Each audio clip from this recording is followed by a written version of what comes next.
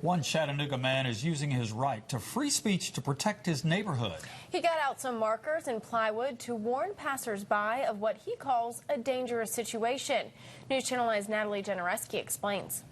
If you're driving down 15th Avenue, it might look like any other Chattanooga neighborhood, but there's something on this street that might catch your eye. Oh yeah, it was fun here last night. Stay up. You know, if you can't read it, something's wrong. Paul Palmieri is convinced that his neighbors across the street are drug dealers. There's been a few people in and out of that house. So he put up a sign on his property. I'm fed up with it to here. To protect his neighbors. You got kids that live right there, you got kids that live next door. That ain't right. He doesn't want the violence that he says comes along with drug dealers. Drive-by shooting? Who knows? You don't know with drugs. People get mad. They retaliate. I'll keep an eye on your place being empty. The signage isn't the only way he's tried to communicate his anger. I yell all the time across the street when over there. And they just ignore you? Just ignore me. And we don't know if they were ignoring us, but we knocked on their door to get their reaction.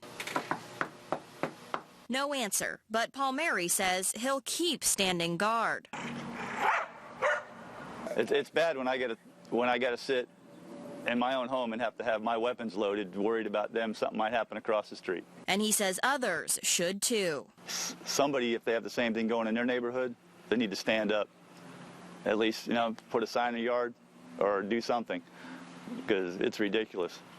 And I think I did the right thing. And I made some calls to Chattanooga Police today. They say that in the last year they've responded twice to this address for violent crimes and then also once for drugs. In Chattanooga, Natalie Jenereski, News Channel 9. Now, the two notable calls that police responded to at that address include a simple assault and a robbery. Police say they've gotten many phone calls about possible drug dealers going on there during the last 2 years, but have never made any drug busts.